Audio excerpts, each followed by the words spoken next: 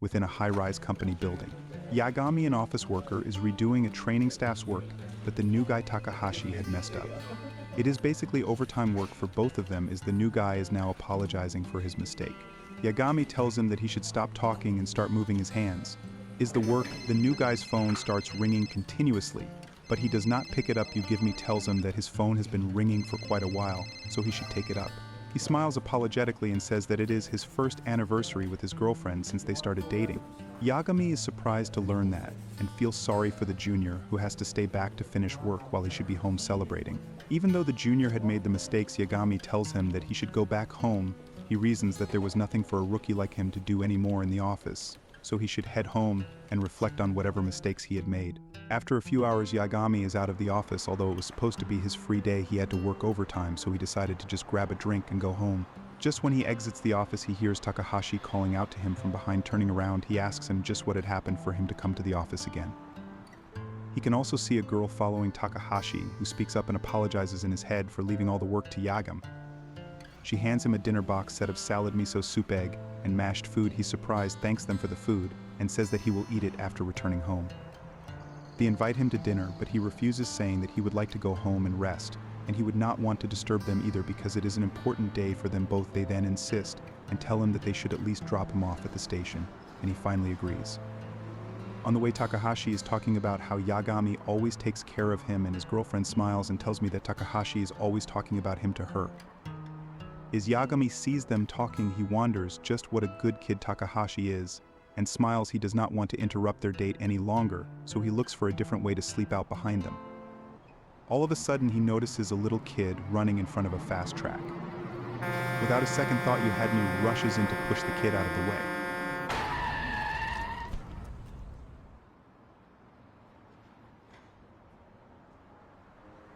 However, he tragically gets hit himself as he loses consciousness in a single shock. When his vision returns, he sees Takahashi and his girlfriend crying while an obscure crowd gathers around them. They are shouting his name as Takahashi pleads with him to wake up and that the ambulance will be arriving soon.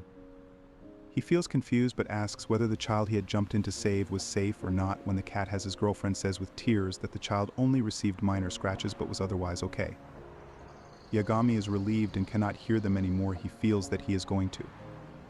I think just how painful it is that his junior was sad enough about him to bawl his eyes out. Regrets that he could not live longer. He was only 29 and he had wanted to at least leave till the average lifespan in Japan, which was. Suddenly a voice comes from nowhere and notifies him that its search resulted in more than 6 million individuals who could live till 80. He ignores it and thinks of whether Takahashi will make the same mistakes as a junior later, and wishes he could pass over his skills to him at the very least. Suddenly the strange voice again searches for transferable skills and finds one result. Yagami feels annoyed that some Google Assistant-like voice has been speaking like that for a while now. All of a sudden he feels himself falling into deep waters that envelope his body entirely. After a while he opens his eyes and sees a weird scenery that he had least expected to find. Merely trees and clear skies in the afternoon sun. He realizes he is still alive and raises his hand to look at it, but is shocked to find that his skin is actually turned blue. His ears pick up noises coming from nearby, and he turns to see strange little creatures with spears and sticks looking at him cautiously. He's taking a bath by seeing them and asks just who the hell they are. The one at the very front with a round nose looks confused and says they might be friends. Apparently they had seen him dropping down from the sky. Yagami himself is surprised, and feeling his body around, he realizes he has become a goblin. He takes time to process the fact that he died and simply reincarnated as a goblin in a different world. Thinking of all this, he faints. A month passes as he is brought back by the others to the goblin village, where he has started adjusting to everyday life. During this time he has come to terms with the goblin's way of life in this world. He's a goblin surrounded by goblins, so no problems occur, because he is essentially a part of the same society. Further, he has found that goblins are extremely fertile and the female goblins can get pregnant even when they are already pregnant. That is why their lifespan is so short, that is only 7 days long. With such a high birth rate but such a low lifespan, they look like a cross between rabbits and cicadas. Further, each goblin is apparently born with some sort of skill. It is possible to entrust one skill to any goblin one had seen during their death. However, only the skill one had got during their birth was transferable. In such a case, not any skill they received from others. Yagami's skill just so happened to be the skill of living, till the average lifespan of humans in Japan, which happened to be 80 years. Thanks to his skill, he has already witnessed the deaths of 3 to 4 generations of goblins in the last month. And so the number of skills he had inherited had reached more than 200 already. He can use the skills freely, but when he dies, these 200 skills would also disappear, and only his skill of 80 years would be passed over to the next goblin. It was a real shame he could not do anything about it, so he decided to take it slow and figure it out over the 80 years. The goblin village itself is surrounded by a vast forest. The villagers there live in seclusion, and he takes a stroll through the forest every once in a while. Occasionally he is also able to find some delicious fruits during his strolls. As he is taking such a strong one day, he wonders about how goblins also never sleep. But the most troubling thing was that he had started to become extremely horny since the day he became a gob. A goblin's drive for intercourse used to be roughly 3 times that of a human. He had gotten more requests to mate in the 1 month of coming to the goblin village than he had gotten in his whole human life. Previously, goblins were cute, just like stuffed animals, but of course he could not just see them as objects of pleasure. While he was thinking of all these things, he suddenly changed upon an injured person. Lying down in the forest, he was leaning back against the tree and spat blood before noticing the goblin. When the man utters the word goblin, Yagami tells him to keep quiet and that he will cure him. One of the skills that he had inherited from among the 200 skills was one that could heal its target. The person asks if he does not fear him. The demon lord Yagami stars by saying that injured people are injured people, regardless of who they are, but then his brain actually processes what he has just heard. Realizing that he was treating the demon lord, he is a bit startled, but does not stop healing. The demon lord says that he does not seem to be a normal gob. When Yagami tells him to stop talking, the person says that no one can cure his injury except himself. He was such a creature. Yagami looks down at his hands and then asks if there is no way to help him, as he has a ton of skill. The demon lord is curious and asks how many he has. He's absolutely shocked when Yagami tells him that he actually has 277 skills and that he had been born with the skill that allows him to live for 80 years. Hearing this absurd situation, the demon lord laughs. He tells him that if he has that much skill, then his vessel must be quite big. He believes that Yagami will be able to inherit skills from other species too, and wants him to receive his own skill. Yagami hesitates a bit, as he has sent goblins 277 times already and received their skills. The demon lord was entrusting his final moments to a mere goblin. This was not a small matter. However, he also knew what the demon lord must have been thinking of. Anyone who was about to die would always want to leave proof that they had once existed. He knows it well because he has experienced death himself. He finally decides and tells the demon lord that he will accept his. The demon lord lets out a loud scream as he pulls a glowing light out of his body and passes it to Yagami. The skill is named the Law of the Jungle. The demon lord explains that monsters have a tendency to obey those who are stronger than themselves, and the skill makes that obedience absolute. He tells Yagami that whoever he defeats will absolutely obey him, no matter what. Smoke starts coming out of his hands as his body grows translucent. As the demon lord fades into nothingness, a mere goblin has obtained his most important power.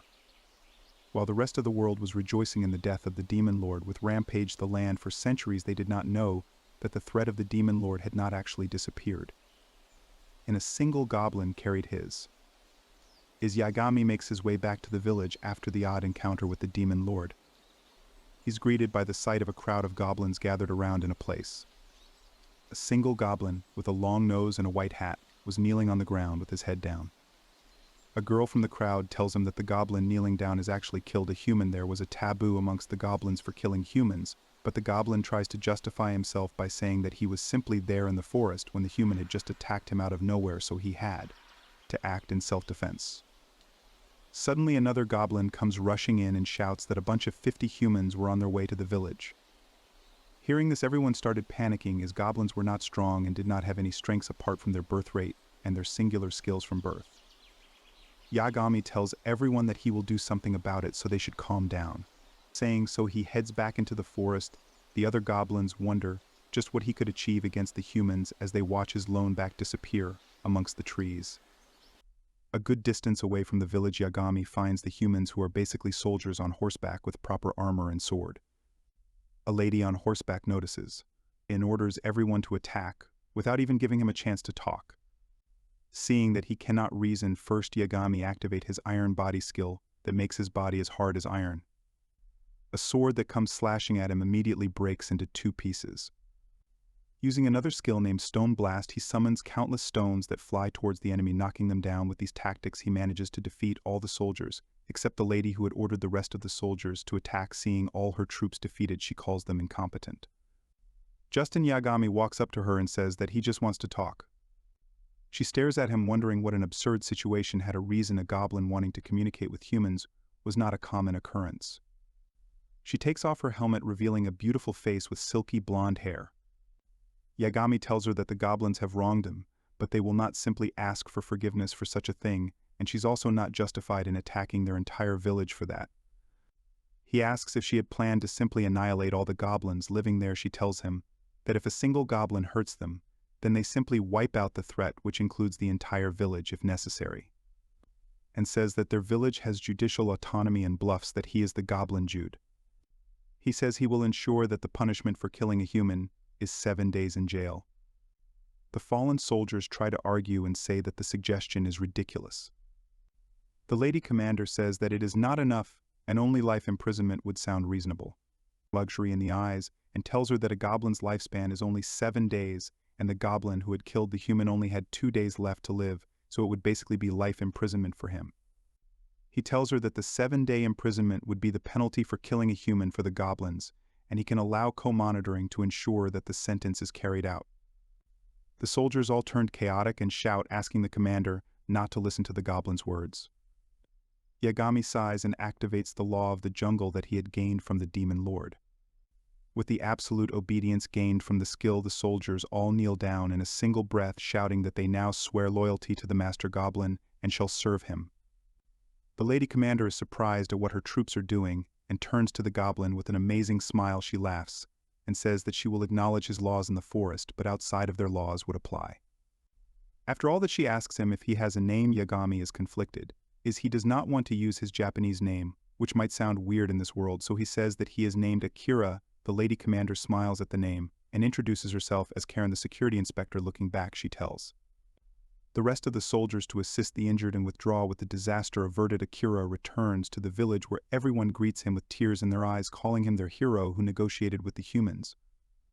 All of a sudden they shout that he should become the village head. Fast forward a few minutes, and he is sitting on a pedestal with a stick in hand, as the goblins throw flowers over his head to commemorate him becoming the goblin head. With a confused expression on his face, the first goblin chief is the crown. After 2 days, Karen comes back to speak with Akira and tells him that she has confirmed that the goblin who was punished did indeed die while in prison. Within the music expression, she asks him why he's wearing such a weird outfit with a swirly stick in hand. He sighs and explains that after the incident with her last time he was made the village chief. She tackles and says that he does not suit him at all. He apologizes and changes out of his ceremonial robes into his old outfit with worker jeans and a big cat. She looks concerned and tells him that it was better that he was the chief now, because although the goblin was brought to justice as he had said, a new problem had a reason. He takes a guess and asks if the higher-ups were unsatisfied with how she had handled things. She's shocked that he was able to figure this out. His mind drifts back to his life as a human, where even though the best decision will have been taken on sight, it would sometimes not be enough to satisfy the superiors, and that could lead to messed up situations later on. There was not much difference between the administration here and the administration back on Earth. She tells him that the situation does stand, and although she does not want to burden him, she would like for him to go and persuade her superiors, who might be convinced if he meets them personally. Since the troubles of the Goblin village will not be solved if he does not convince them, he deems there to be no other choice and follows her back. Karen brings Akira with her to the human settlement. However, he's seated on the horse while she walks by its side, which is slightly embarrassing for Akira.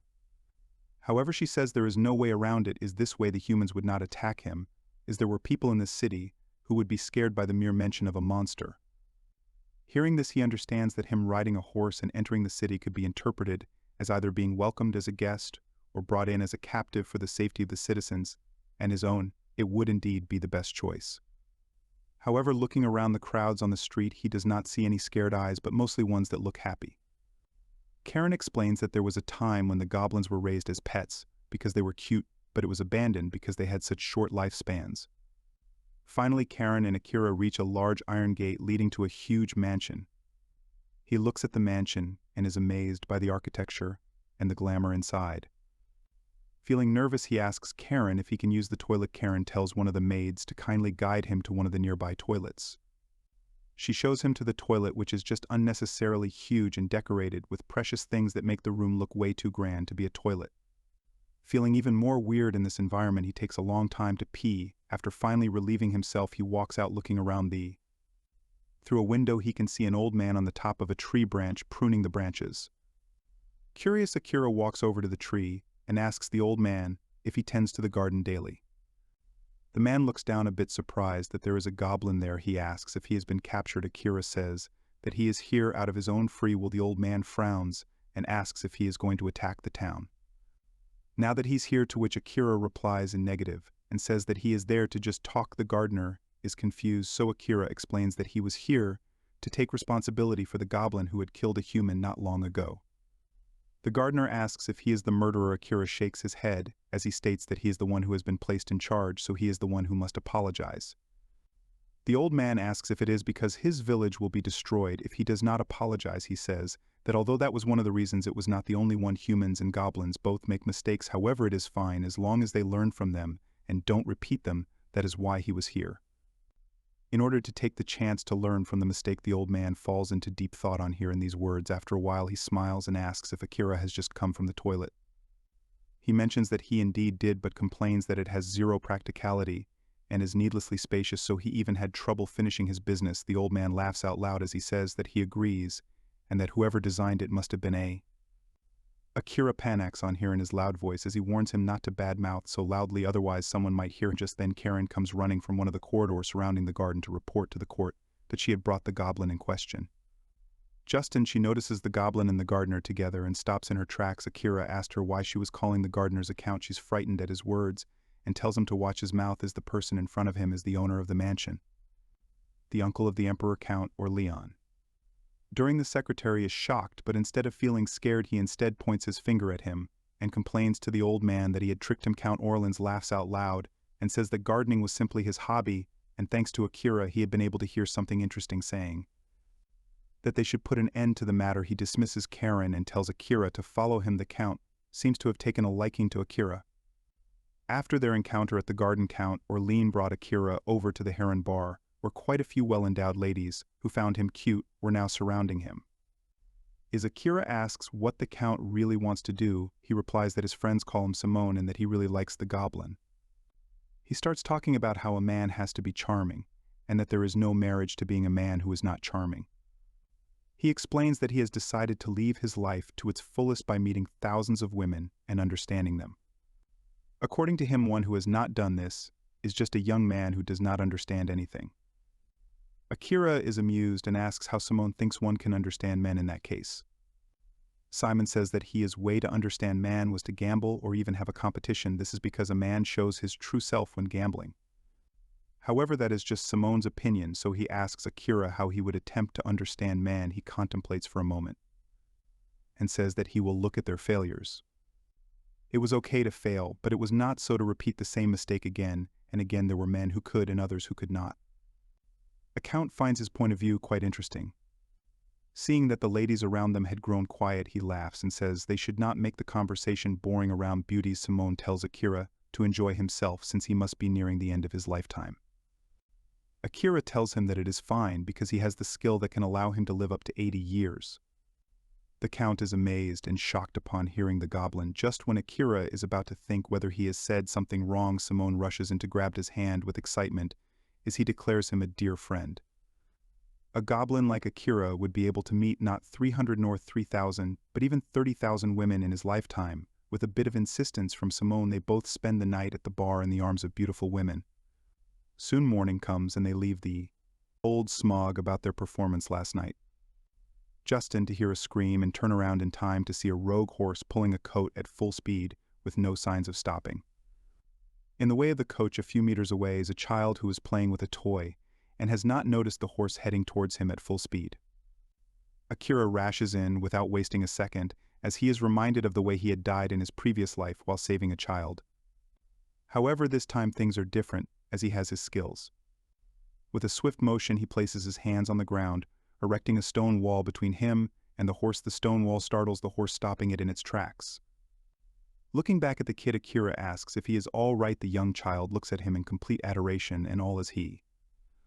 Just how Akira did that, the parents of the kids come rushing at that moment and embrace him while a crowd of people gather around praising the goblin for his skills and act of kindness, while everyone makes merry. Simone watches from A. As he talks to a lone shadow in the alley, the Count gives orders to observe the goblin carefully. Is a goblin who could leave for almost 80 years could be considered a greater threat than a demon lord. The kid he had just saved is now playing with Akira's ears as it feels soft to the touch. Just then the person who had been driving the horse coach walks over to shout at the goblin, asking how dare he do such a thing to Master Sullivan Jr.'s coach. The coachman thinks Akira belongs to some human and starts shouting around for his master to show himself. Seeing accurate, confused, Simone walks over and explains that Sullivan Jr. is the previous prime minister who had been living somewhere in this area after he retired. Notice in Simone walking over, the coach driver, who does not recognize him, starts asking just how he was thinking of compensating for the damages to the coach. The Count simply apologizes with a smile. Akira notices how the county is humble and deals with the situation without revealing his identity. Meanwhile, the driver is still rambling on about how big an issue it is, and that the person inside the coach was someone important to Sullivan Jr. Akira thinks of how things could turn ugly and finds the excessive aggression from the driver a bit. He decides to use his skill of X-ray vision to look through the carriage. He stops the driver's near-endless complaint and tells him that he can't see anyone inside the coach. The driver is taken aback as he falls silent. Simone walks up to him and says that if what Akira says is true, then the driver could be in serious trouble. Using their master's crest-embedded coach is the misuse of its authority that the driver would not be able to get away with. Soon the guards are cold and the driver is being taken away. When he starts saying things like he will kill the old man one day for doing this, the guard warned him about who he really is. On hearing that the one he had been speaking to was the Count, he breaks into a cold sweat and does not make any more noise. After they all leave, Simone thanks Akira for saving the child he did not even know about and says that he shall guarantee the safety of Akira's village. He says that it'll be regarded as a human village with an autonomous government. However, Simone has a condition that he will have to make care and act as the overseer for a while for the goblin village. Akira is grateful that it is Karen who is getting that role, as she at least listens to reason, unlike a majority of common humans. When Akira finally returns to the village, he tells everyone that he has spoken with the humans and that they will not be subjugated anymore. The goblins are filled with joy on hearing this, and the girls amongst the goblins start dreamily drooling over him to bear his. Meanwhile, Karen is observing everything from a distance, as she had been ordered to do so by the Count. He had specifically told her that she must keep a close eye on Akira irrespective of whether she is suspected. If she observes him doing anything fishy at all, then it is to be reported to him while Karen is remembering her instructions. Akira awkwardly sleeps out of the female crowd and continues his speech, saying that they must also create and abide by a few rules, the first of which is that they should not kill humans. After the rules are done, he tells anyone with offensive skills to raise their hands. Seeing him do that, Karen asks what exactly he's trying to accomplish with offensive spells. Hearing her speak, the rest of the goblins feel scared, as they have never had good encounters with humans before.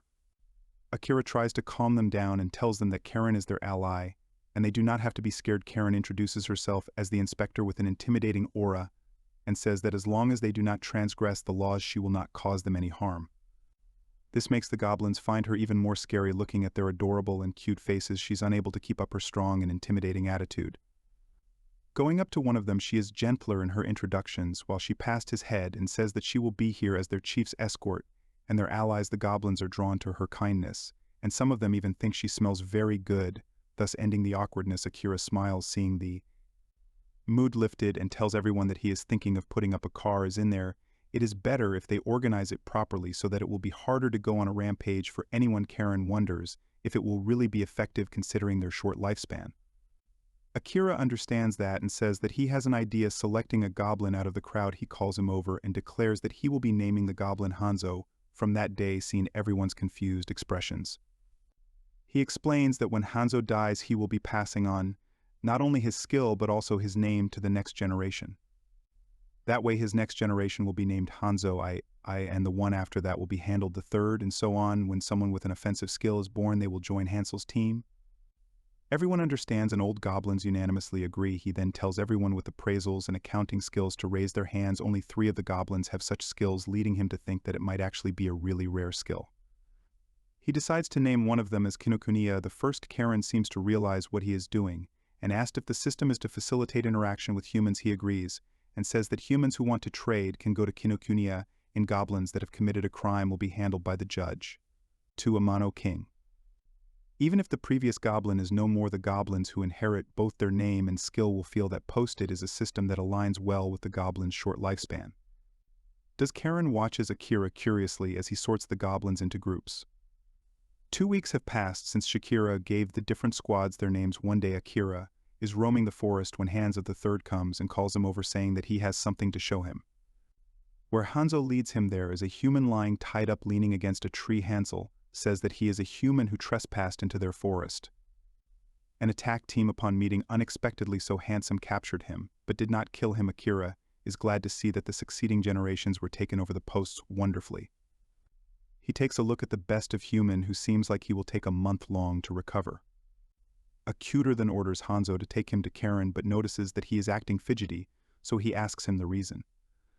Hansel tells him that he had actually made a promise with someone that once his work was done he would go back quickly and attempt to conceive a child. Akira thinks a bit and tells her to return home, and that he will take it over from there. He says that he should not make the person wait if he had promised them to conceive. Goblins had short lifespan, as is so. Akira did not want Hanzo to waste his time here when he could handle it himself. Hanzo dashes away at full speed while thinking. Akira then looks at the human who he had to take to car. But luckily for him, Karen was there already and had overheard his conversation with Hens. He is pleasantly surprised as her presence here also lessened his work. She smiles and tells him that she knew a human who was just like him. Is it someone who takes on others' duties in their times of need to help them? Hearing such praise, he tackled light. She then starts talking about what an interesting situation he had made where a goblin would inherit the same name over generations. He smirks and says that they are only in the 3rd generation, but the results he desired are already showing. Karen is confused and asks what exactly he meant. He points to the human and brings her notice to the fact that he has burns, cuts, and bruises here and there, and is also sleeping after such a fight. He shows her 3 magic spells, namely Sleeping Breeze, Flame Blade, and Stone Blast. The 3 spells leave an effect on the trees that is quite similar to the condition of the human lying captured. Akira explains that Handsome must have used the skills of the same group. Up until that point, skills were being inherited randomly. For example, there was once a goblin who possessed arithmetic skills, but because he just happened to be present during the death of another goblin, he had inherited superhuman strength that was an absolute waste for his arithmetic skills. Whenever humans acquire a skill, they usually select someone who already has the same ability and can sync with them. However, it is not the same for goblins. That's the succession system Akira had implemented. Ensure that there is always a higher probability of the inherited skills of being within people of the same circle. Thus, those born with a combat-based skill would get to inherit other combat-based skills too, so that they can put such things to proper use in good combinations. In fact, the capture of a human alive had barely ever even happened before, and was the result of a goblin possessing 3 skills of the same type. Akira himself remembers how he had wanted to hand over his skills to someone else when he was on his deathbed. Although both Takahashi and his girlfriend were there near him, he would have wanted to pass on his skills to Takahashi specifically, and not to his girlfriend. The reason was the Takahashi would be able to utilize Yagami skills more effectively than his girlfriend would. The same characteristics are present in goblins, but they pass on their skills randomly, and that is what he had wanted to change, so he had implemented the name succession system. Even if goblins had only a week's worth of life, Akira had proven that they could still grow.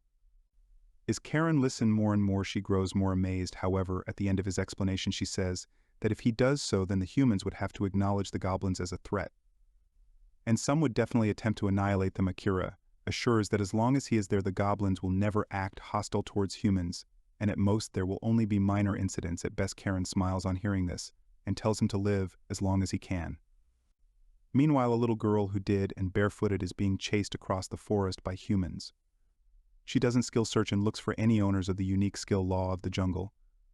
Finding a result and thinking it is the demon lord, and that he is still alive, she rushes in the direction with hopeful eyes. She believes that as long as the demon lord is alive, everything will be okay. Just what sort of trouble does this signal for Akira, who is now the actual owner of the unique skill this girl was searching for? Akira has just finished doing some paperwork in his dwelling, and he's thinking of how his body hurts in the chair. He's wondering about making a craftsmanship skill group among the goblins to make comfortable chairs when there is a knock on his door. Karen enters and asks what he's up to. He tells her that he is making laws that can be shown to humans. If it was only for the goblins, then he would not need to write them down. However, to convince the humans on top of simply a certain autonomy, he will at least need to show them that goblins also had laws they followed. Karen takes a look at the paper and asks if he is going to include legitimate self-defense in there too. He remembers the incident with the goblin who had killed the human a few weeks back, and how he had to face life imprisonment. Even though it was only an act of self-defense, he explains that negotiations have a certain scope that encompasses both parties' tenets and aims one has to try and bring together. The overlapping aims and goals among the two parties in order to successfully lead the negotiation, showing a convincing story to the other party, is always a crucial aspect. He tells her that if he had asserted a claim of self-defense at that time, that none of the humans there would have even listened to him, let alone be convinced. That is why he had to suggest what he did that day. If someone of a lesser position were to negotiate, then they must rely on insistence to get the other party to listen. While Akira continues writing, Karen has fallen into deep thought. She is impressed by just how far ahead Akira had been thinking. From just that single incident, he was definitely not a normal goblin. In fact, Akira the goblin was the biggest threat. She should report to the Count. Just then there is a sudden scream outside that interrupts both Karen's thoughts and Akira's writing. They both rush out wondering just what on earth had happened outside. All goblins are running away in a single direction. By the fireside, Hanzo has used his shadow clone skill to surround a strange girl of some other species. She has 2 horns on her head and tattoos on her face. She makes fun of his meager skills, and she makes all the clones disappear with a single wave of her hand. With a single punch, she sends hands of flying as he crashes into one of the goblin hats while she is walking over to him. Akira comes and shouts at her to stop. She looks at him and asks just who he is. When Akira introduces himself as the chief of the village, the girl asks him to tell her where the demon lord is, as she had sensed that he was in the area. While Akira is thinking that the girl might be one of the demon lord's stooges, Karen steps up and shouts that the demon lord is already dead, and everyone knows that. The girl, who is apparently named Kuro, says that she knows he is not dead. Using her skills, she tries to search for the unique skill law of the jungle that belongs to the demon lord. However, to her utter surprise, she finds that the skill points to Akira and glows him up. Coral feels herself losing her mind as she wonders why a mere goblin had a demon lord skill with rage cloud in her. She misassumes that Akira was the one who had killed the demon lord and stolen his power without even giving him a chance to react. She rushes into attack, sending a destructive punch that he narrowly touched. Even when Akira tries to reason with her, she ignores him and says that she will definitely kill him, realizing that Kuroi will not listen at all in her current state. Akira uses a skill to bind her body in chains.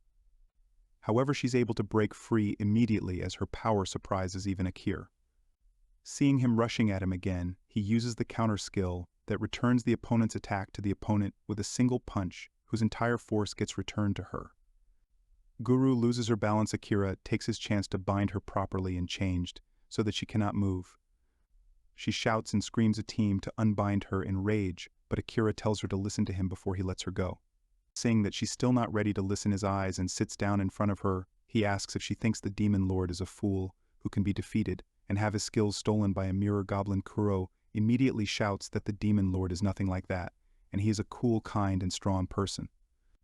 Akira reasons that there must be no way he could have stolen his skills. In that case, she feels confused, but still shouts that he probably used some underhanded means to accomplish that. He repeats his question again about whether she thought her demon lord was foolish enough to fall for dirty tricks and get their skills stolen. It is a cold, hard fact that one simply cannot refute. And even more so for Kuro, who seemed to be a devout follower and admirer of his. She finally quiets down and asks why he has the demon lord skills. Realizing that he can finally talk to her, he says that the demon lord had entrusted his skill to him. Using a skill, he imitates the demon lord's voice that he had heard during his last moments. Hearing that, girl is finally convinced but isn't tears, as she accepts the fact that the demon lord has really died. Meanwhile, the hidden aide of Count Orleans, who had been observing Akira, has informed him that Akira has gained the skill of the demon lord. As he is lost in deep thought, the maid notices he's concerned and asks if everything is all right. He tells her that he seems to be at a disadvantage, pointing to a game of saranga on his table. He asks her if he knows the rules, to which she says she does. Saranga is a chess-like game unique to this world. He tells her that he's disadvantaged comes from a unique rule, a rule that allows his opponents to reuse the pieces they take from him, while the pieces he takes from his opponents only disappear from the board. The May tell him that that simply sounds unfair. He frowns as he says that the Demon Lord's skill is exactly like that. Meanwhile, in the Goblin village, Kuroi has finally stopped crying. Akira, who had been observing her the whole time, remarks that her clothes are all torn out. Cheat codes for the 4th generation Echigoya, who is essentially the one who handles all the tailoring jobs in the village. Before they had to Goya, they used to buy clothes from the monster merchants who sold human clothes or clothes made by other monsters. He looks at Ichigo and asks him to make some clothes for Coral. I need to go, yes, or there is the surrounding goblins pick her up intending to carry her somewhere. Akira tells her to stop struggling, but when he notices she is not listening, he uses the law of the jungle and forces obedience. Karen observes the fuss over the small things and calls her quite the troublesome child. Meanwhile, the goblins also drag Karen to make her come with them. With the last incident, Karen had started to feel more at home at the goblin village. After all, smiling to himself at the past incidents, he goes back to continue writing the document on law. A while later, Ichigo brings Karen and Kuroi over to Akira to show him how they look. He's amazed as both of them look great in the clothes. He asks Ichigo if he had really sold those clothes himself, and is impressed to know that he had. Kuroi asks why she has to wear something like this. Akira tells her with a straight face that she's very cute, so it would be a waste seeing her wearing those tattered clothes she was in when she arrived at his village. Akira say that he is happy that Kuro is cute. Curly shouts at Ichigo yet to immediately make her a different dress, and carries him out of the room on her head while he screams in pain as her horns pierced his back. When they have left, Akira looks at Karen and tells her that it suits her too. She's embarrassed and tells him to shut up. Changing the topic, she remarks on how good the fabric feels. Akira tells her that if she really finds it that good, then they can offer the technique to humans. Essentially, since the killer rose from Ichigo, it will be lost after 14 days. So before that happens, it will be better to hand it over to humans who can utilize it more effectively and for much longer. Either that, or they can even sell the technique and earn patent revenue. Karen has a thought and abruptly interrupts him. She asks him if he plans on becoming a demon lord. Akira is confused and says that he has no intention of repeating the demon lord's mistakes. The demon lord had only used his skills for his own people. If one uses their power for nothing but oneself, then the whole world would eventually become their enemy. He says that he may be the successor of the demon lord's skill, but he will make sure he does not repeat his mistakes. One day, Akira had been asked to observe the final moments in Sea of a Goblin, who had specially requested for him to be there. She tells him that she had given birth to 6 kids and enjoyed her life because of him, so she simply wished to thank him for it. As she breathes her final breath, she passes on her healing skill to him. Later on, the goblins all have a funeral party and Akira watches from the side. The skills he inherited were not rare, so they tended to become redundant. This makes it the 5th time he had gotten the heal skill already. At the present moment, he had around 300 skills, but the number of people whom he had sent off was actually around. Ever since he had made the name succession system, he had come to see off lesser and lesser goblins himself. However, he was specifically asked to do it today.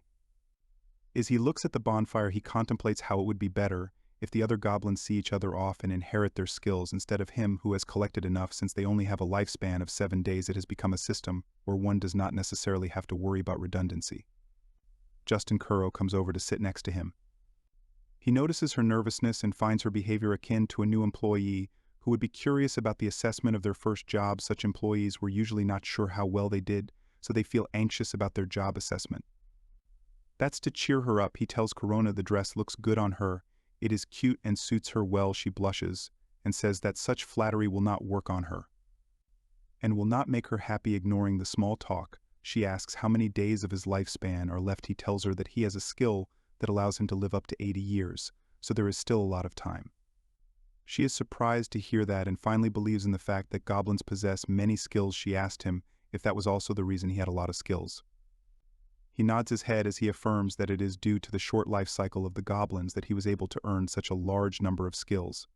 She wonders if his skill of living up to 80 years is a unique skill. Unique skills are ones that only one person can possess. Akira asked if Kori has any unique skills. She tells him that although she does not have unique skills, she has 2 skills that are quite rare. One of them is the skill called Search, while the other one is called Farsight. Akira had already seen her using her search skill to search for the law of the jungle that led her to him. As for Farsight, that allows one to see as far as a kilometer. Akira says that he has it to standing up. He looks into the distance as he uses his skill and his eyes start to glow. Google does it too and her eyes start glowing too, so both she and Akira have fun while looking around with bright glowy eyes. Suddenly Kuro starts levitating in the air as Akira starts feeling a sharp pain in his eyes. All of a sudden a small bowl of light escapes from inside the Kira and enters Kuro's body. Kuro's body feels hot as she wonders just what had happened to Kira, who is able to see it clearly says that she must have gained clairvoyance by mixing the skills of foresight and farsight together. He tells her to try it out. Surprisingly, she is able to see very far with the new skill and informs him of the same. He explains that he has lost the ability to use farsight and even clairvoyance. He believes that their skills fuse together to form a higher ranking skill, which surprises Kuro herself. Exclaiming that he had found a way to make use of redundant skills, he grows extremely excited. To test his newly formulated theory out, he walks over and calls forth, and so the one leading the offensive skills group, he asks Hanzo if he has the clone SK. And on receiving affirmation that he indeed does, Akira brings forth a bowl of light from his hands. Transferred over to Hanzo. Hanzo was surprised that Shakira's clone skill merges with his own to form the shadow clone skill. Wanting to try it out, he forms 2 new shadow clones of himself. Akira asked if it feels any different from before, to which Hanzo excitedly exclaims that now all of his clones are both clones and also the real thing. Seeing him confused, Hanzo turns to Coral to ask her to explain it to Akira. Kurai, who had earlier been able to break his cloning skill, easily declares that all of them now look the same to her, and she would have to defeat all of them, otherwise it would be of no use. With the improved technique, there was no hit or miss, and each clone was both a clone and the source, and any of them who are left last will be considered the real Hanzo. The other goblins are amazed at what their chief has shown them and decide to party and celebrate this. Akira looks at them awkwardly, but does not have the heart to dampen their moods by saying that they had been partying all this time anyway. Justin Hanzo comes over to Coral and asks her for a rematch since he feels much stronger than earlier. As the merrymaking goes on, Akira watches from a distance, excited at the fact that he has discovered something new about skills today. Justin Karen comes up behind him and expresses her surprise at discovering that he can even evolve new skills. He smiles as he states that even he had been surprised when he first did it. If it was him a long time ago, then he could never have done it. To combine several skills together to evolve it into a higher ranking skill, both he and his partner would have to have the same skill, then the skill he had handed over would vanish after being absorbed. It may be quite a strict condition, but for goblins who had a wide variety of skills and who could pass them on frequently, it is an easy feat too. She asks if it is something he can do with anyone. He says that he thinks. Because firstly he had been able to do it with Kuro, so they could rule out the possibility of it being limited to goblins.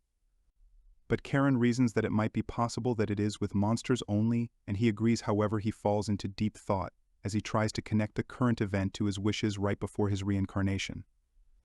He realizes that somehow this was a world where the systems and practices were aligned with his wishes. Absent-mindedly, he has grown up a game board of shogi on the ground. With a stick, he asks Karen if a similar game exists here, where one takes turns to move their pieces and take their opponent's pieces. At the same time, Karen asks if he is referring to sharing.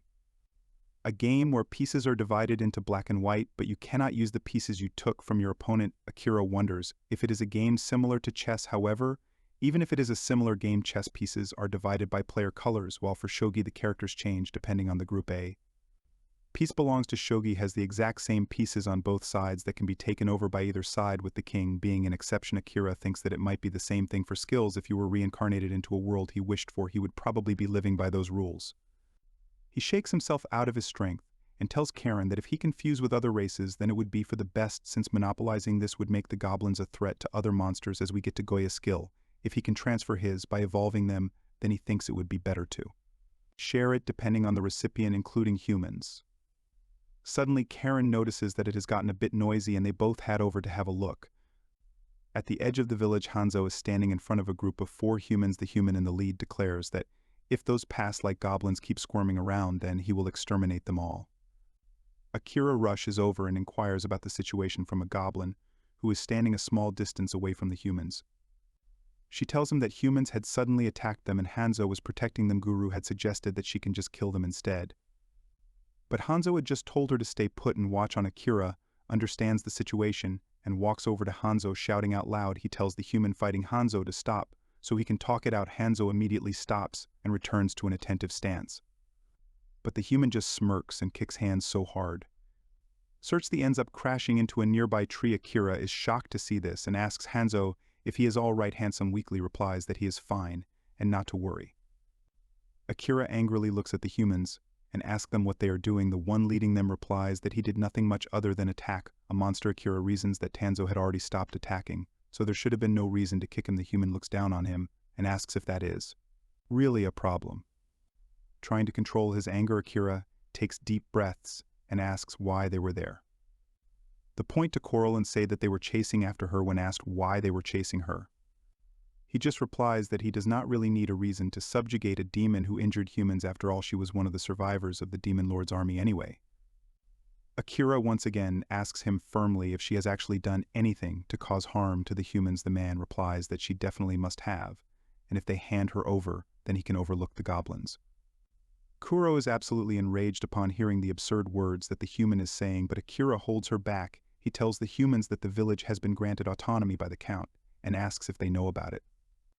The humans laugh it off as a joke, but Akira repeats himself and asks if they had permission from the Count for this. The human leading them says he does not care at all. Akira finally advises them to leave this place at once, as they are violating the autonomy of the village and that this was an official appeal. However, the humans do nothing more than just laugh over what Akira just told them. They make fun of it and try to ridicule his attempts at talking it out. Akira stares at them blankly. He turns to Karen and looks her dead in the eyes. She sighs and says that she has confirmed that he made every attempt possible to resolve it peacefully. This is a legal precedent being set, as Akira had followed all necessary steps so that there would be no fault on their own side. The peace talks were over and it was time to end it. Akira walks over to Hansel and thanks him for holding on without getting violent. He then looks him dead in the eye and tells him not to hold back. It was time for the mannerless humans to be taught a lesson. With his orders received, Hanzo immediately gets in the correct stance and draws hand signs to execute the shadow clone technique. With 3 clones formed, he advances towards the human party, who are still looking down on the goblins. In a single moment, all 3 of the members, apart from the leader of the party, are knocked out in a single strike from each of the clones. The leader, who did not understand what just happened, is left staring blankly. He turns around to see his teammates lying on the ground and is shocked, wondering how a lowly goblin could ever accomplish this. Before he can even utter another word, Hanzo has knocked him out with a blow to the back of his neck. Seeing the humans down, all the goblins get together and cheer for him, shouting words of praise. Standing away from the crowd, Kuro and Akira munch on food prepared for the party, while Karen is offered some bread by a goblin. Seeing her sour face, Akira asks what was wrong, and she tells him that things might get hectic from there on out. He's a bit confused hearing those words, since they had gone through the proper procedures already. Further, the humans had made the first move this time, so there should not have been any problem. However, Karen clarifies that although it is all right in that aspect, a single goblin taking down 4 of these big shots would alert the humans about the military power that the goblins possessed. Akira is shocked, as he had not thought that far out. He was unaware that these people were actually that famous. And Karen sees the surprise on his face and tell him that although they looked weak to him, they were like personality, and the number of monsters they had subjugated made them superior to others in the eyes of the general populace. Seeing him deep in thought, she asks evacuees, thinking of a way to deceive the humans. He refuses and says that power cannot be falsified. If they try to hide things, people would just suspect them more, irrespective of whether you claim to be innocent. Due to today's incident being an act of self-defense, it would be okay if they got exposed further. It was not a big problem. If only the Count or someone similar to his position became wary of the goblins, they could not always be extravagant with their interactions and would gradually have to negotiate with humans on equal grounds. So humans being cautious to a certain extent was better, but of course he could not just say that to Karen. He tells her that it would be a problem if the public becomes weary, because what is just in fear is never enough to satisfy them. Humans in this world were not much different from his own world after all. If they convey today's incident as a goblin defeating a strong monster hunter, it would frighten many humans, so they will appeal to the humans' emotions instead.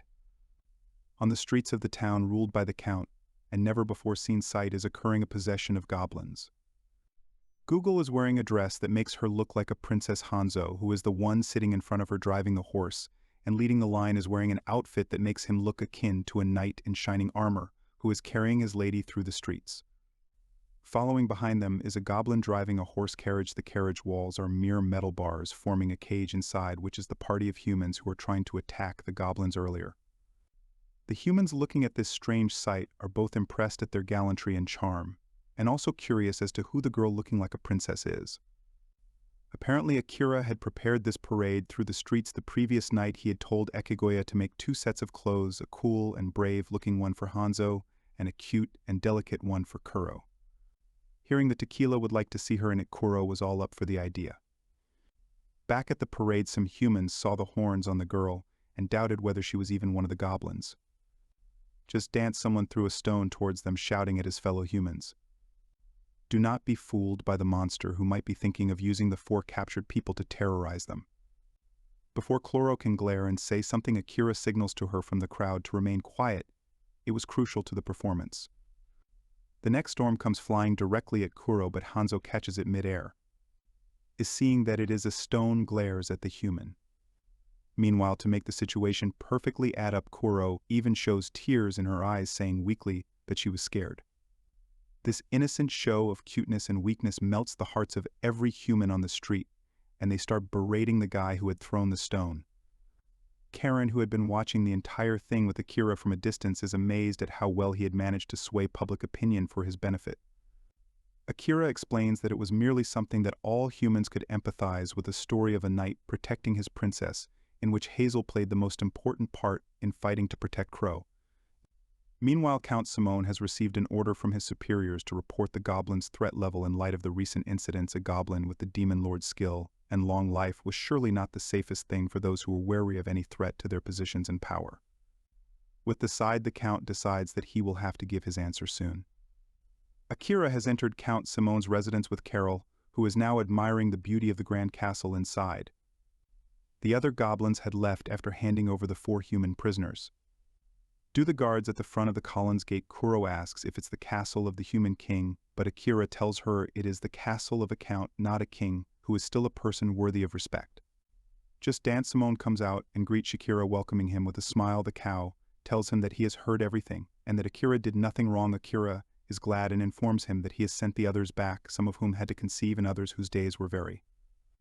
The Count considers it a bit unfortunate that he would not need the cool-looking goblin he had heard about from the crowds, as he wanted to see how much of a man they looked. Simone's eyes land on the young lady with horns, and he asks if that is the girl he has heard about.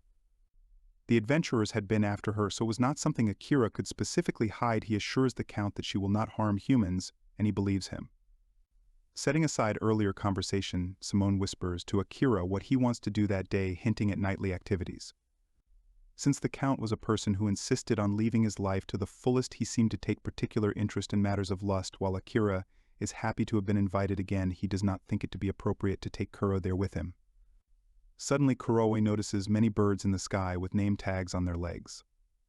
Simone, impressed with her eyesight, decides to take them to a corner of his garden. Under the shade of a tree, many nightingales are resting at our branches. Simone explains that it is a game that has been trending among women from the upper class lately. Each person sets their bird free and competes on which one lands on the branch first. Such a game makes Akira contemplate how different a socialite thoughts and interests can be. Simone continued, saying that a widowed acquaintance of his had asked him for a strong nightingale, so he was training them now. Given the cow's nature, Akira deduced that if she won against the other ladies due to Simone's help, she must have promised to do something for him. Simone does not deny it and then asks Akira if he would like to have a match as a dry run. He also suggests that they should bet on it, and that if he wins he will be taking one of the goblins, specifically the one good at so. Ask for if Akira wins, Simone would assure him that such a thing as humans coming to look for to hurt Curly would never happen again. Accuracy, sincerity in his expression, and agrees the Count's servant has brought over 2 cages with nightingales inside them, and Akira is free to choose whichever one he wants. Although he does not know much about birds, and if choosing one over another would make a difference, he chooses quickly after a short observation, and the Count takes the other one. A servant holds the 2 birds in either hand, and the Count, Akira, and Kuroi watch from a distance. As the birds are released, the one belonging to Akira is about to sit on the branch first, but suddenly turns. Akira, who is confused as to why, feel tagging at his sleeves. She tells him that there was a transparent string attached to the bird's leg that was used to pull it back when the bird was about to land. Akira understands the situation, but just when Kuro is about to shout at the Count for unfairness, Akira uses his skill law of the jungle in order to stay quiet. The Count's bird lands on the branch first, and he wins the bet. The 2 men laugh out loud, and Akira promises to bring over Echigoya the coming day. The Count is glad and tells him that he will return him after making him do a bit of work. After a while, when Akira has left, Simone is writing a letter addressed to his superiors. Is Gold Karen over to deliver the letter? Seeing him stamp and seal it with care, she asks just what the letter entails. The Count explains that he had received a message earlier from the higher apps to report the threat level of the goblins. Karen, who is concerned, asks him what he replies. He explains that he confirmed it through gambling, but did not use playing cards as he did not want Akira to be weary. He obediently backed down without getting riled up despite having noticed the foul play. Simone has stated in the letter that Akira poses very little threat. Karen is relieved to hear it, but just then the Count has her a box upon being asked what was inside it. He states that it is a goblin slayer. It is a secret weapon against goblins who have become too strong by gaining multiple skills. Karen looks down and asks why she was entrusting this to her. He explains that Akira had seen through his trickery, and yet silently admitted defeat, not having taken the bait that the Count had set up for him. Simone had decided that his mental capacities deviated far too much from those of goblins.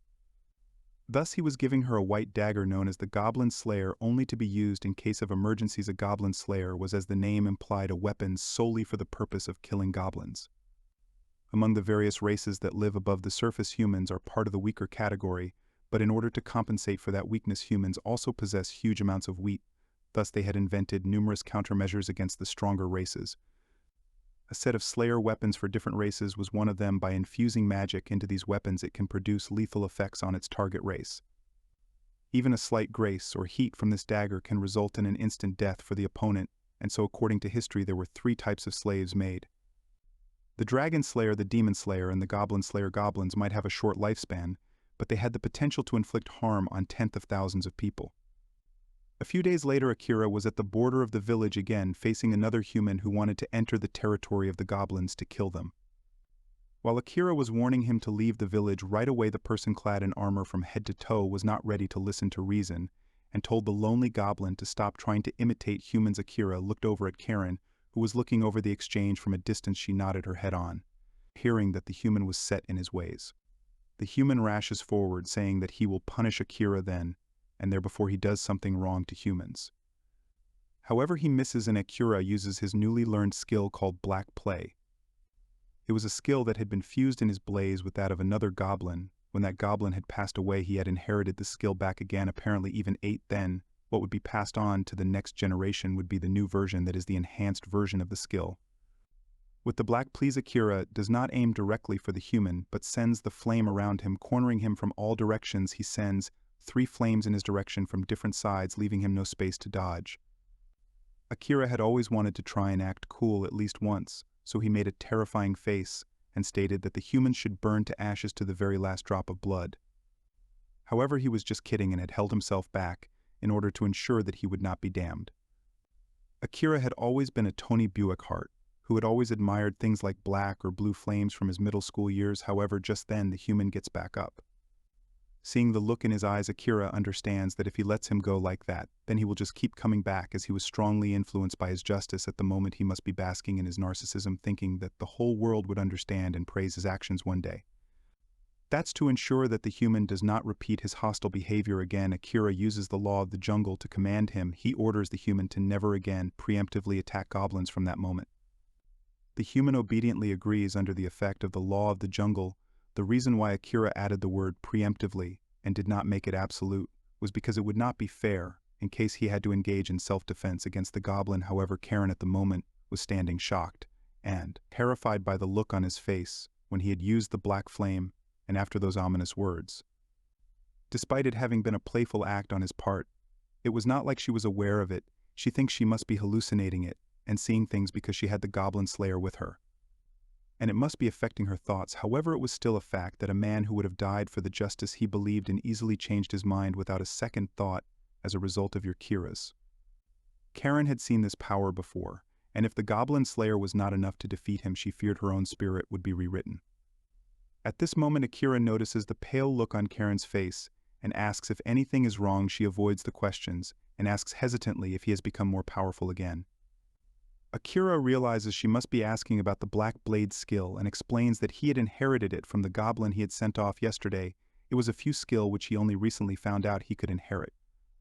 Karen is amazed and also shocked she realizes that the other goblins would also get stronger and stronger at a rapid rate with Akira's. She remembers how the Count had reported that they were safe but still prepared the secret weapon, just in case as time passed even the common goblins would become too strong. In a single goblin slayer would no longer serve any purpose. There was no better time than the present moment to get rid of Akira before he became a threat beyond there. Is nightfalls the return to the village. Akira is in his heart writing something when there are two knocks on his. In comes Scaring dressed in a robe. When Akira turns around, she drops the rope, revealing herself in merely her undergarment. With a resolute look in her eyes, she stares at him as he is taken aback and shocked beyond his. As to what exactly is happening at the moment, he asks Karen just what the hell she was up to. Seeing her not replying, he's about to speak again. When she decides to make her move and jumps right on top of him with a swift motion, she pinned Akira down on the desk while she sat on his lap, looking into his eyes. Akira does not understand what to do and is reminded of shoujo mangas from his past. He wonders if this is akin to a wall slam scene, but quickly shakes those thoughts out of his head. However, suddenly he feels a drop falling on his face. He looks up at Karen, who has a very nervous and anxious expression on her face and is even sweating profusely. Seeing her in such a state, despite her bold moves, he deduces the situation and uses the spinning skill to immediately create and drape a blanket over her. She's confused as to why he did that. Akira cannot tell her the truth, that sneaking a visit was unusual for her in the first place, and he could feel she was up to something. Besides, he simply could not see Karen putting on a show or playing a better game with him, as he did not suit her personality. He simply decides to lie to her and tell her that seduction by humans does not work on goblins. He gives her the examples of Echigoya and Hanzo, who might look cute or cool to her, but whom she would never see. In a lustful way, he says that the same goes for goblins, and they do not normally last for humans. Hearing this with a straight face, she turns around and runs away, apologizing and shouting at him to forget what had just happened. He feels worried for her, but feels odd for having deceived her. Of course, he had gotten really horny seeing her aggressive approach while she was half stripped, but he was more worried about what Karen had attempted or was aiming for in the first place. Meanwhile, Karen has run out of his hat, and he's going away to the edge of the village. A goblin spots her and wonders why she is running away. He approaches her and asks if she is okay on seeing she is not wearing proper clothes. He assumes they must be in the laundry and tell her to wait there while he goes and gets some made for her from. Seeing him going off without any lustful reaction, she starts believing in Akira's words. She had actually done all of this and shown her shameful side to Akira under the orders of the Count, who had told her that goblins were weak to seduction. However, she immediately reprimands herself not as much for blindly carrying out such a foolish act without considering the difference in races, but for reproaching the Count and his advice. But even that is not all. She does not think she has it in herself to kill him. While she is wondering what she should do, a strange voice starts speaking from the shadows. They tell her that they will be taken care of that. Justin, the goblin who had gone to fetch her clothes, finds her missing in the spot he had last seen her and calls Akira over. He explains that he was planning to get her clothes from Atakuji, but she went missing suddenly. Akira shouted him to get away. But the goblin cannot react instantly, as he is not suited for. Shakira rashes in grabbing him as he fires a black place in the direction from which he had seen the glint of a dagger. Even if he does not know what is after them, he can simply blow up everything around him, ordering the goblin to simply run until he gets to the village. Akira himself turns around to face whoever is watching him from the shadows. He can still feel some of the deathly heroin feeling left in the air in South City Assassin to show himself after getting no response. He decides to use the flash skill and manages to expose the assassin. He seemed to be carrying Karen on his shoulders. Seeing that his location has been compromised, he drops Karen down and Akira rashes in to catch her before she falls to the ground. Concerned, he asks the unconscious Karen if she is okay. The assassin makes use of Akira's momentary lapse and attention and rushes in to push the goblin slayer right into Akira's chest. Blood spurts from the goblin chief's chest as he looks at the assassin with a mortified look. However, this is not the real Akira, but a mere shadow clone from the skill he had inherited from Hanzo. The real Akira is hanging from the branch of a tree behind the assassin unnoticed. Seeing the assassin lower his guard, he attacks the assassin with the rock grave, a few skill of stone blast, that hurls a stone pillar of the same size as the user's body. While the assassin falls to the ground, Akira notices the weapon that had been used to attack him before he can even touch it or pick it up. He starts feeling a man's fear and a strong sensation of death rushing at him. Justin Karen wakes up and tells him that it is the Goblin Slayer. After the entire incident is over, they return to the village. Back in Akira's hut, he has shown some new clothes for Karen and has given her some tea to drink. She thanks him for it. Akira is still staring at the Goblin Slayer weapon lying on the table. Karen explains that it is a weapon designed to kill goblins because they would instantly die if they touched it. Akira had similar thoughts about it because he had personally experienced that the blade felt like the embodiment of death itself for him. He contemplates for a while and asks if Simone really sees him as a threat, and Karen agrees. Akira smiles awkwardly. Simone was a cunning one after all, and it was no surprise he was plotting something behind the smile. Karen is surprised and asks if he is not angry. Akira shakes his head in denial. Simone was a statement above all, and it would be a problem if he just started letting his guard down towards irregularities. While that was fine, and all Akira was more curious about the way they were trying to assassinate him, a medicine monster against whom they would have just led a subjugation party or crusade. Karen starts thinking as she agrees with him and mentions that the Count had always been indirect in his ways. He reports to the higher apps that there is no problem while himself taking countermeasures for things that might pose a threat. Akira feels even more suspicious of the Count after hearing that. He decides that he can only know the truth if he asks the Count himself. Does Karen and Akira arrive at Simone's mansion in the middle of the night and meet him in his study? First of all, Karen sincerely apologizes for failing to take down the goblin, and that seduction failed to work either. The Count understands and asks why Akira was here then, and whether he was after Simone's life. Akira says that he was only there to hear Simone's side of the story. He asks Simone why he had been avoiding direct confrontation with the goblins until now. Simone frowns and closes his eyes before starting his explanation. He states that the goblin race was one that could adapt in response to the environment. If they live in the drylands, they'll become more resistant to the heat, and if they live in a cold biome, they would become more resistant to the air. They evolved fast in order to fit in with the environment in such a way that even if there is a sudden change around them, they can adapt to it within just a month. It was around 50 years ago when the entire goblin race was on the brink of extinction. What caused it was something extremely foolish and trivial. It was merely excessive hunting of the goblins by humans. Akira hears this and reduces the remaining goblins must have evolved again, but this time not to suit the climate but to survive. The Count of Greece and says that the very last goblin left had gained a completely new skill called the Last One, which had 3 special effects. Firstly, it granted him immortality, causing him to not be able to die, no matter what. Secondly, it granted him the power to reproduce without a partner. The last goblin had produced several hundreds of goblins in exchange for the ones who had been killed. These new goblins became the ancestors of the current race of goblins. The third ability was that he was able to use all of the skills that the goblins had ever possessed. It was a goblin who possessed thousands of skills, and likewise thousands of human lives were also taken at his hands. Although the memories of that incident were fading, the Count still used to take extra precautions. When exterminating goblins at a community level, Akira now understands the reason behind Simone's actions.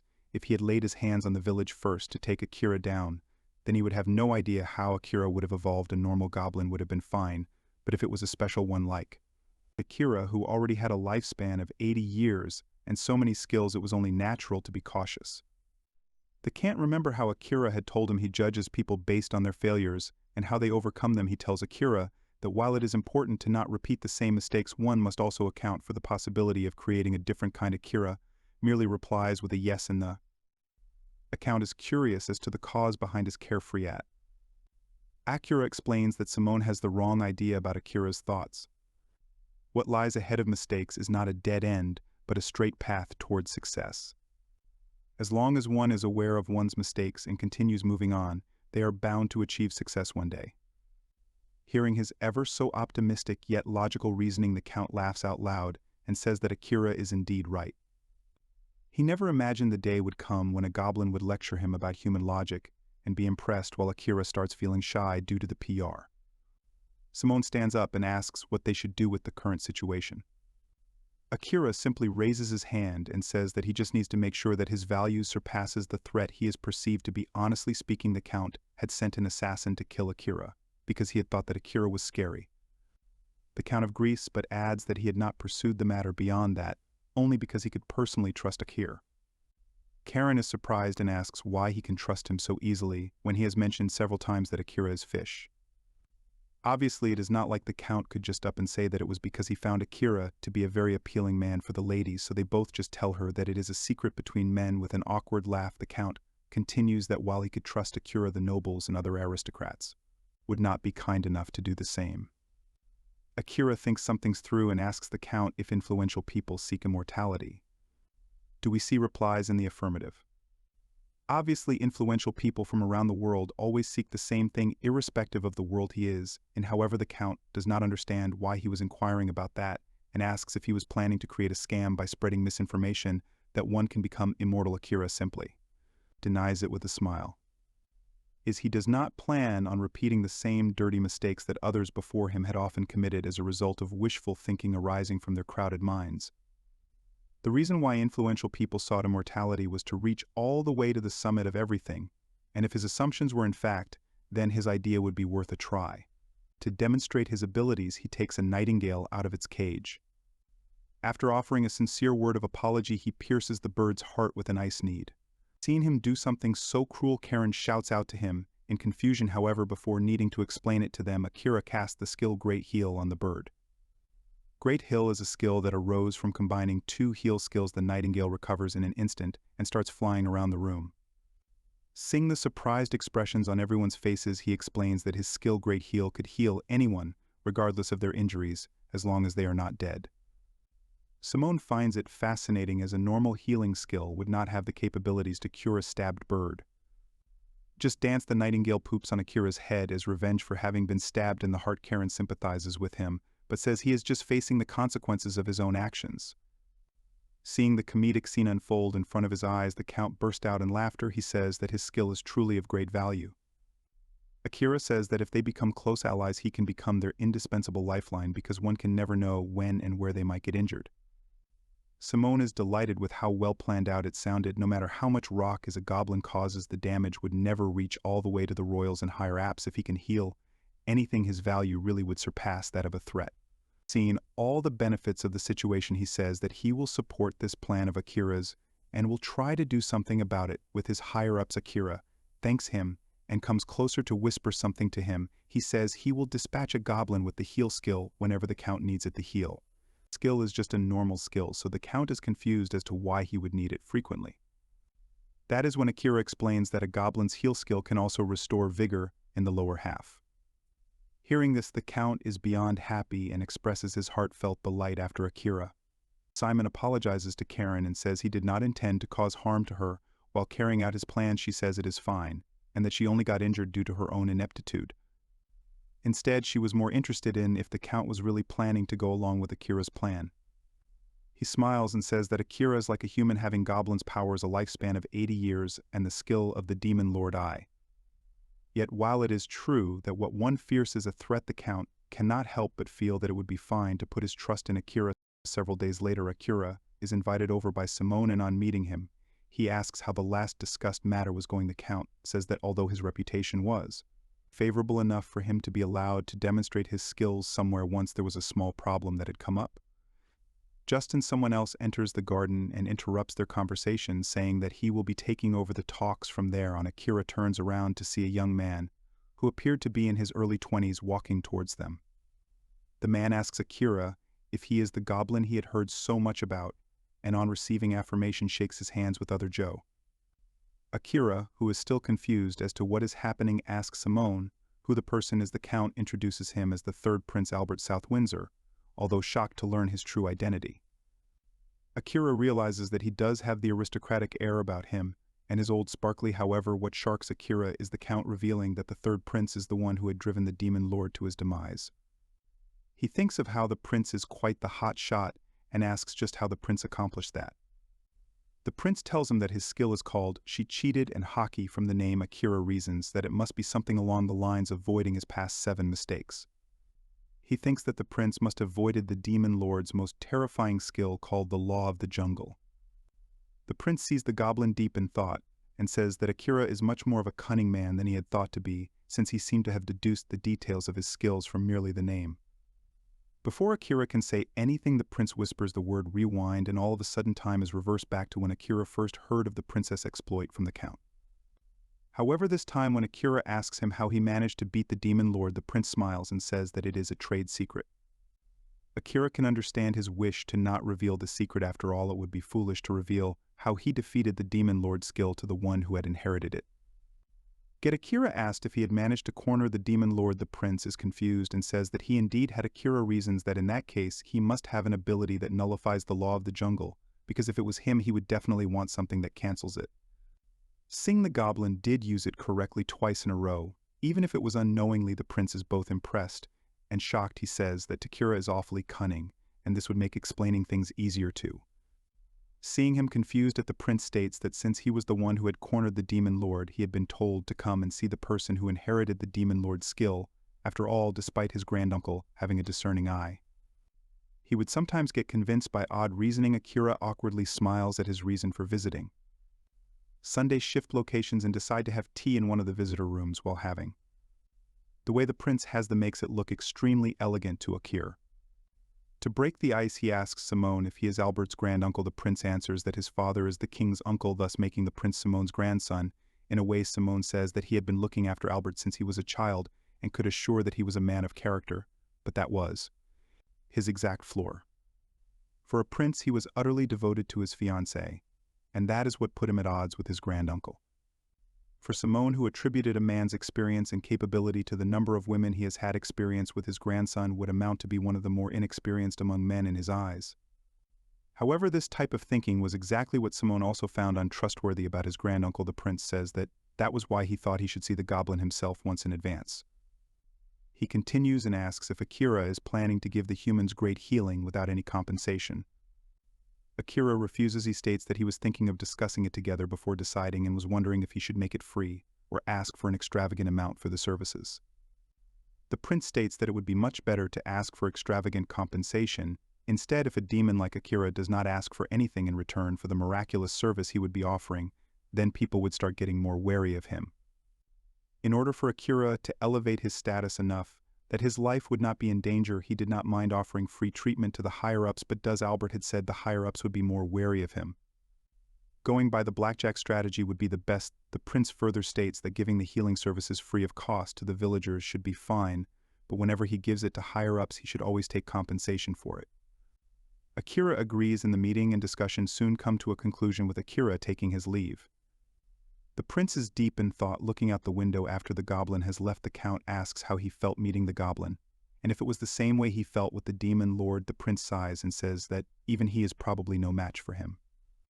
Anticipating something as far as a reward is only something humans would do. Even if they prepared things flawlessly and gave it their all, the chances of success would always be 50. The count sees his reasoning and laughs out loud, as the odds are all against him. Being obedient things would always be rough for a docile opponent who ends up on the losing side. Back in the Goblin Village, Akira is wondering about how to view Prince Albert. He could be an enemy, depending on the time and place, so he decided that understanding the princess' ability was of utmost importance, as it had helped him corner the demon lord himself. Akira had speculated that it was something that could nullify his past mistakes, but he thinks it to be better considered a kind of trap. Either way, it is safer if he does not use the law of the jungle against someone who drove the demon lord to death. Suddenly, he spotted School of walking over and calls out to her, asking what she is doing.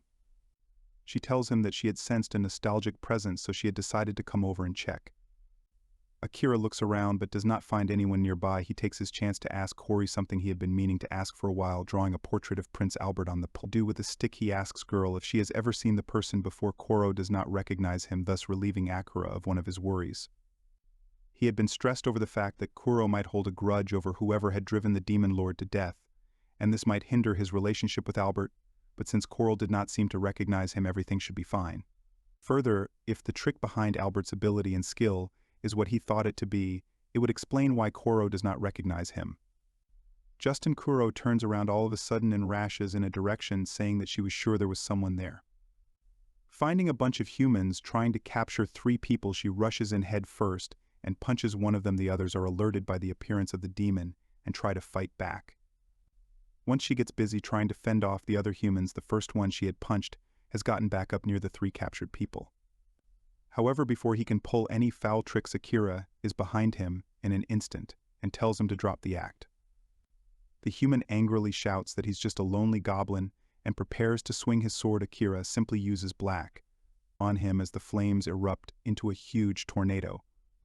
The authors of his party see this and are shocked momentarily while Corrupt is happy he had come to her aid.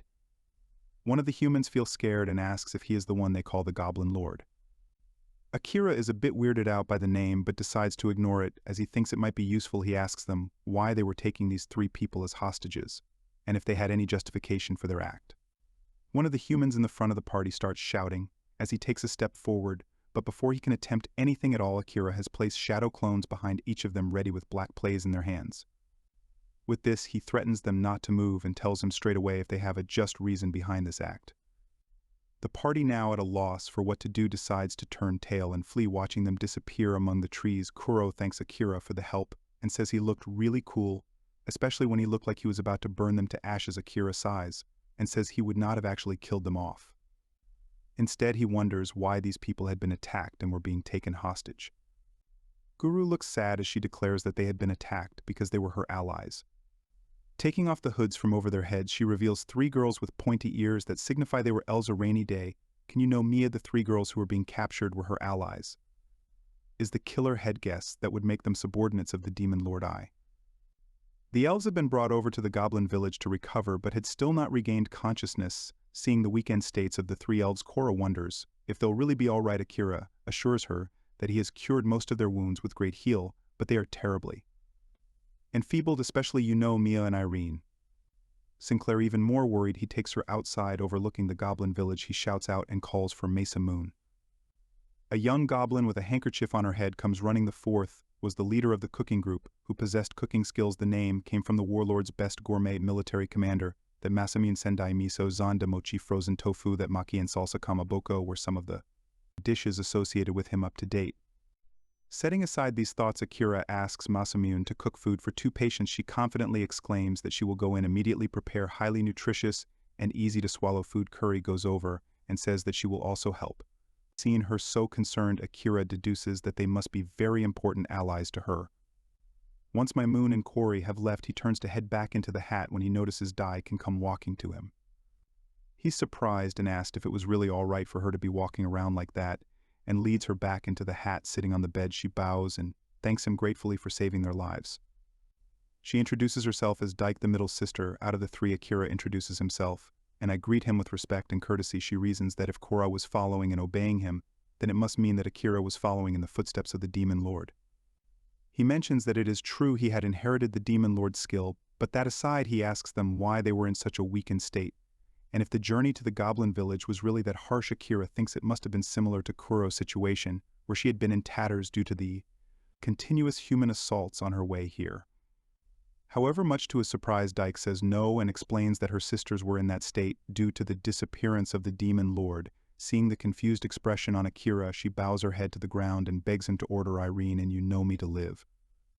Akira does not understand and asks her to sit up and explain. She informs him that the only remaining elves at the moment are the 3 sisters. Elves are an immortal race, but because of their longevity, there are many whose will to reproduce or even continue living starts to wane.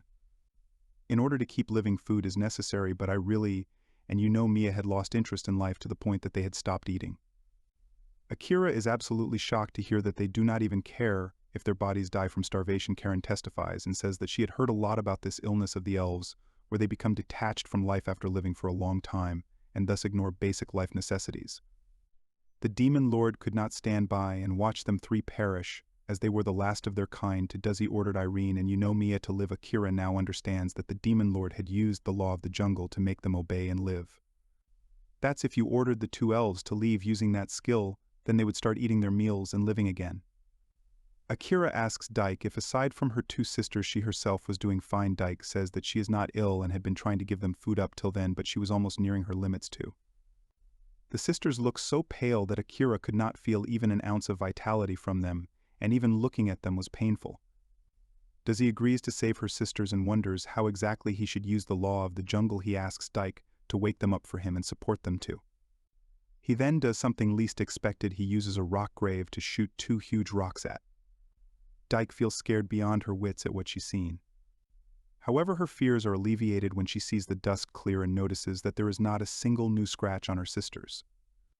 Let alone wounds, she runs to them while Akira walks behind looking at them. He uses the law of the jungle and orders them to leave. It activates immediately. And they accept his orders, agreeing to continue living. Justin Curry and Masamune arrive there with the food. Seeing everyone awake, Kuro is overjoyed as they have a heartfelt reunion, and she feeds them her handmade food. Akira walks away to a distance and behind the hat and surprisingly coughs up. Falling to his knees, he casts great heal on himself as he feels the pain slowly subsiding. In order to use the law of the jungle, he would have to defeat the girls at least once, but it was not like he could just hit 2 weakened girls. Does he have used another skill called Substitute that allowed him to take damage in place of the girls? As he finishes healing himself, he wonders just how the Demon Lord had accomplished the same task. Justin Karen walks over to him and stares at him with concern. She sighs and says it is just like him to do such a thing, and Akira smiles awkwardly with nothing much to say. Later, Dyke expresses her heartfelt thanks to him for saving her sisters. She said she would like to devote her entire life to him and request him to not hesitate to order her if he needs anything. Akira smiles and tells her she does not have to go that far. While they are talking of such things, Karen looks on as she is impressed by how not only the 2 sisters but even Ike now pledged loyalty to him, even though she had not been influenced by the skill law of the jungle. Akira then decides to call over at Echigoya and ask him to make clothes for the 3 new elves, as their old clothes are tatter. He says it will not be a problem and gets to work. Dyke tries to tell Akira that he does not have to worry about them like that. He ignores her and calls for goblins who are free and not doing anything and tells them to prepare the best, where Kuro also decides to join them. Akira waves them goodbye and tells them to have fun while Dyke is left looking back at him as the goblins pulled them towards the bathhouse. Akira then goes back to his heart where Karen is reading the book. He tells her to help him contact Simone as he had to notify him of something. He wants to essentially convey that he will be taking custody of the former Demon Lord's army's elf sisters. He also wants to relate to him that he can properly control them using the law of the jungle skill, so there will not be any issues. Akira asked if he wants to report it himself, leaving her own. Regular report aside, however, he says that it is necessary to make it clear that they are under his protection, otherwise it would lose its validity if they were assaulted again. Karen smiles and accepts the task, saying that he was being quite thorough about it, and that she will report it immediately soon after the dresses are made. And Akira sees the 2 sisters, Mia and Irene, dressed in stunning, cute, and beautiful clothes. He praises Echigoya for his skill, and Kuro happily exclaims that it fits them well. After the visit to Akira is finished, Kuro pushes them on to go back to rest, as they are not fully healed yet. Justin Dai comes in wearing clothes that look alluring and tight and show off all her curves just perfectly. She asks if it is really okay for her to receive something as high classes that. Seeing Akira steering, she says that she must definitely be looking weird. Akira promptly says that it was not the case, and she was looking great. She smiles in relief and asks where Yunomi and Irene are. Akira tells her they went back to rest, and Dyed starts walking forward. However, she trips on the dress and falls over on Akira, whose hands have unconsciously gone, and grabbed her ample bosom, unintentionally squeezing them to support her up. Feeling is touched. Tyke's breath feels like it. Her face starts burning up and her body starts getting hot. Just in Akira senses murderous glaze from Karen, who has been standing a few feet away from them. Akira immediately gets up and shouts that it must be a mistake. Dyke is embarrassed and covers her blushing face while she tries to run away in the other direction. But she trips and falls again. Akira is just in time and uses wind gusts to cushion her phone so she does not get injured. Walking over to her, he asks if she's feeling all right. She apologizes for her continued faults while Akira asks if she would like a different pair of clothes if she finds it hard to move in this. She immediately refuses and whispers that she would like to keep them because Akira had seemed so elated seeing her wearing them. However, she whispers it so softly that Akira is unable to hear her. He asks if she said something, and she runs away blushing again. After she leaves, he thinks he should probably fear Echigoya since he can make clothes that could decimate virgins, even more so with Dyke's alluringly busty body. Walking up to the hat, he apologizes to Karen for the ruckus back there. She has no problems and says she will head to the accounts place to submit her report. She starts asking something but hesitates and dismisses the idea. That night, Karen is back and enters. Akira's had to inform him that he has been granted permission. He's amazed that she has come back so fast and turns around only to be even more surprised. She says that the Count and Prince Albert's joined signatures have made it so that he can take care of the demon races from then on, that he would not have to contact them every time such a situation arose. However, Akira is not as focused on the discussion at hand as he is on Karen herself. Seeing his surprise, she says she herself was suspicious due to the sadness of the decision and thinks something like this might have happened before. However, that is still not what Akira is focused on. He asks her what exactly had happened for her to be wearing the fourth Echigoya's handsome dress again. Confused as to what he is saying, he stares at her carrying herself as feeling shy and cannot find words to speak. Akira, however, can feel that her aura is different from the last time such a thing had happened. As expected, the dress indeed looked great on her, so he complimented her on her looks.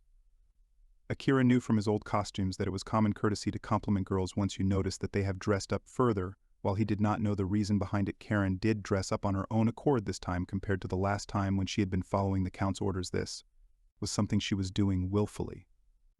He is reminded of his old life, where he would praise his subordinates whenever he made them do something, and they completed their task well. Usually the subordinates would start thinking ahead on their own, so you can praise them even more for it. Why the situations may not be completely analogous to each other, it is the fact that Karen intentionally came here dressed up, and that left no reason not to compliment her. He added that she was already pretty and stylish, but when she dressed up she became even more anicaps. Karen blouses shilly on hearing those words and asks if that was really what he thought. He sees her shyness and tells her they should make her some new clothes too. Going out of the hat, he calls out for it to go. But the others tell him that actually Goya had gone out to get some cotton flowers for sewing. While Echigoya excels at sewing clothes and processing, he cannot just make a dress out of thin air. Raw cotton specialty was particularly valuable for Echigoya, who used it to make most of their garments. Learning he had gone to collect cotton flowers, he calls Karen over and decides to look for him. Karen is hesitant as she does not want to trouble him and does so, but the Kira dismisses her worries and says they must strike while the iron is hot. Grabbing her hand, he pulls her out as they go out of the village together. One thing Akira had learned was that if the person in question is willing but cannot take the first step, then sometimes it is good to give them a little push. On the moon at night, a strong breeze has sprung up and Karen's dress flatters gently in the wind while she pulls strands of her hair back. Akira looks at this with a smile as he is mesmerized by the beautiful sight. She asks if he knows where is he going. I might be. He assures her that he knows where the cotton plants grow, as he has been exploring the village surroundings for a long time now. That aside, he asks what had happened regarding the permit. She tells him that she had sent the notice on the same day he claimed custodial protection over the elf sisters. Further, both the Count and the prince had signed. The Shakira could say without a doubt that this was anticipated. He asks her just what kind of person the prince was. She replies that as far as she had seen, he was regarded as a flawless man. There are too many anecdotes to count relating to his achievements. However, she had never heard any stories of him failing. Akira realizes that it was not the case only with the Demon Lord, but for every record of Prince Albert. This meant that his ability was also not specific to the Demon Lord. In this case, it must really be an ability that cancels out one's mistakes, one way or another. There was no such thing as a perfect human, and he could not think of anything else that could prevent a person from ever failing other than the effect of a skill, so either it is turning back time or redoing something. It would be highly plausible for it to even be similar to the save state in a video game. He might have even experienced it firsthand during their first meeting at the Count's garden, seeing how close as the prince had been around him. Further, it had shown on his face that he had failed, and he had decided to leave it as it is. Thus it also meant that there was a time limit or counter limit to its use. Occupied in these thoughts, they soon reached the field of cotton flowers, where Echigoya is busy collecting flowers. Snapping out of his thoughts, Akira spots him and calls out his name. The sewing goblin looks over and greets the chief and Karen with a smile. However, there is a sudden gust of wind at that moment, and unfortunately the huge bag full of cotton behind him catches the wind and Antigua gets blown away. In the direction of the wind is a cliff overlooking a deep gorge. For a frail creature like the goblin, falling would mean certain death. Akira and Karen pan. Karen realizes she will not make it in time in the dress she was wearing. Without an ounce of hesitation, she tears the dress from the bottom to the waist to increase her mobility and rushes to catch Etigo. He's screaming at the top of his lungs as he is already at the edge and is about to fall over. Karen is still a distance away from him. Will she make it, or will it take away your fall to his death, ending the line of the sewing gob?